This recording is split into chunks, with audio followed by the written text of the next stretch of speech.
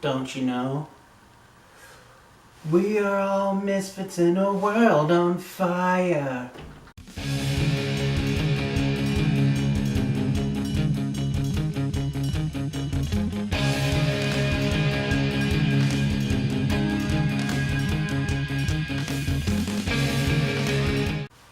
Greetings, geeks and geekeroth. It is me, I am back for another Doom Patrol. Oh boy, this episode. Woohoo! I thought I'd get dressed up for the occasion, cause show off like how I wish I could present myself to the world, cause that's what this episode is gonna be about. And part of the reason why I can't is just simply because this is so damn hot because I live in Florida. But anyway, that's not what we're here to talk about. We're here to talk about Doom Patrol. So let's jump right into it. Spoiler alert, if you guys hadn't seen it, go watch it. I really liked it. Then come back and tell me what you think in the comments down below. Alright, so 2 plots here. I'm going to split it up and tell you 2 of them. One is the major one, which inspired me to dress up and to sing at the beginning of this. And that is actually Dani the Street, our guest star for this episode. Which, oh my god, I love how they did Dani the Street in this episode. Because for those that don't know, Dani the Street in the comics is teleporting, but he does have a voice, a physical representation. A couple of them.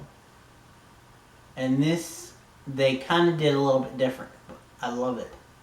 Anywho, so Larry and Vic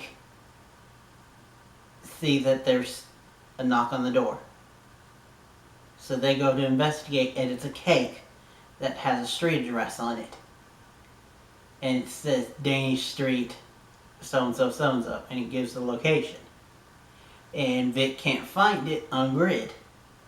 So they go there anyway, and they find Dani. And well, they find a street that's talking to them. Like, the store letters are being turned around to say, hello, where's Niles? That kind of stuff. And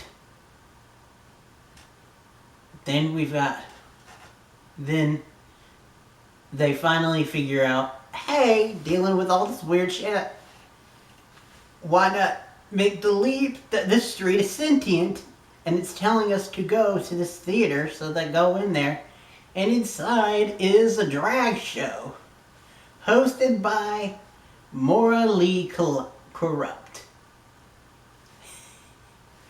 And through Morally, she tells them what's going on, and that Dani is a living street. There is and through, between her and Dani talking through the stage lights, we find out that there's a Bureau of Normacy who are out for Dani the Street because they hate anything weird and different. And so they decide to, and so they sent one of their agents in the beginning of the episode, and he went missing.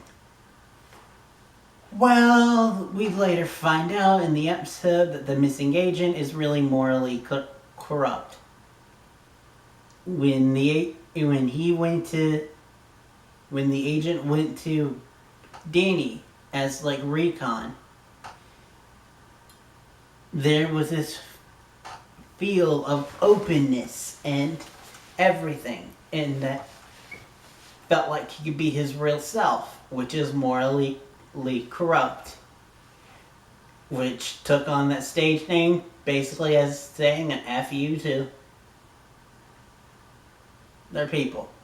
And we find out that that Dani in this universe is a genderqueer sentient teleporting street, which is pretty cool.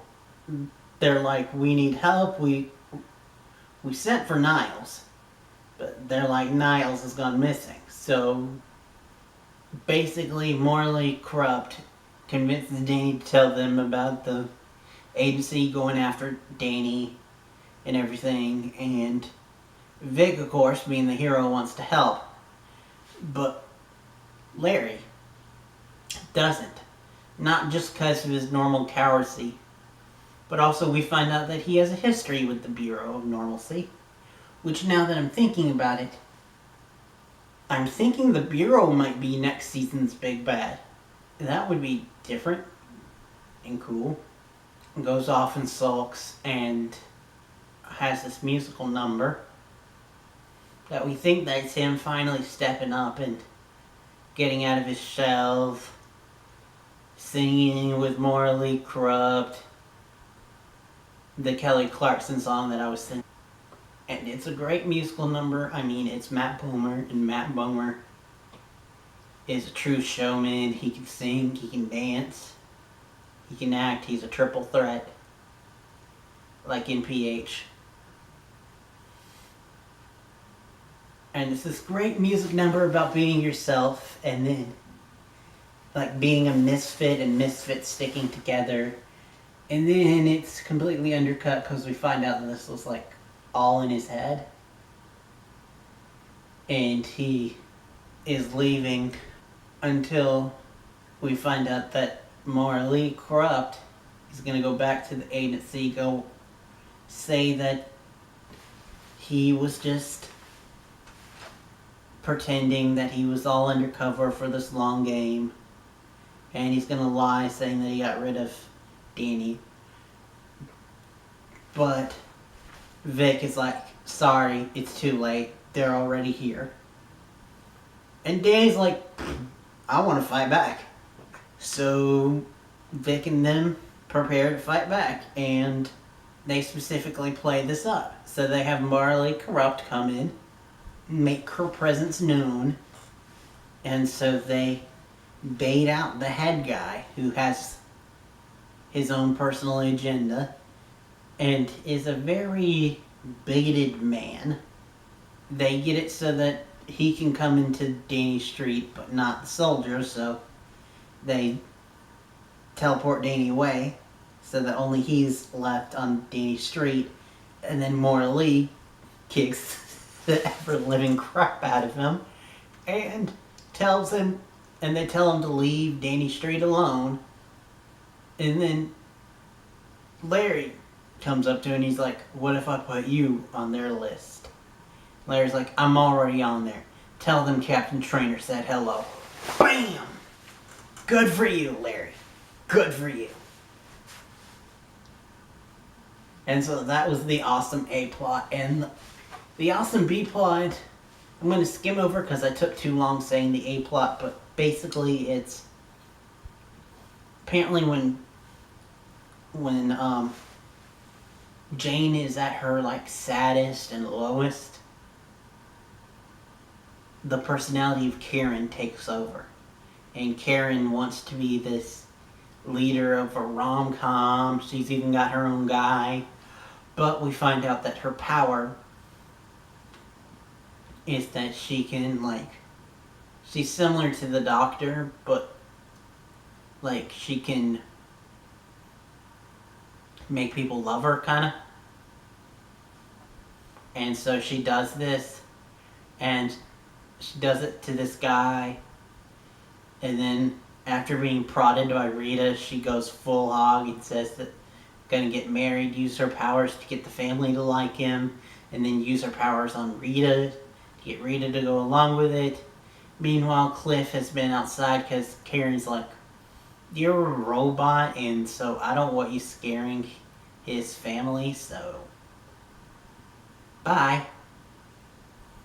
And Cliff has this cute moment with this random kid who's like, hey, you're a robot, that's cool. And he has this cute, like, touchy moment where he talks to the kid and he's just talking to the kid, which is cool. And then Cliff comes in and he's like, what the hell's going on here? He picks her up over his shoulder, so of course instinct, Hammerhead takes over, be like, "Don't you fucking touch me," and then and then starts going mad. Hammerhead's like, "I don't want this to ever happen again," so she takes the thing and is gonna kill Doug, the guy that Karen's into. And so Karen takes over, sees what she did. The dude, it's like the scare has broke the spell, and so he's just wanting to run away.